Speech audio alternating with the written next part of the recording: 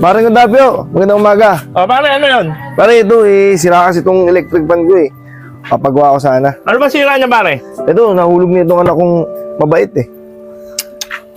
O, sira pala ito. Baka sabog ang makina nito. Nagmamadali ka ba, pare? Di naman pre, pero...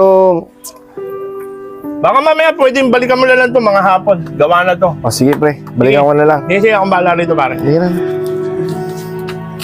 Tatay, paano niyo po nalaman na yung sabog yung makina niyan? Hindi niyo nga po nakikita. Kaya nga sinasabi ko sa iyo, Goryo, ay kung sinabi ko maliit ang sira nito, hindi siyempre maliit ang babayaran sa atin. Kaya sinabi ko malaki, para maganda bayaran sa atin, malaki. Naintindihan mo ba, Goryo?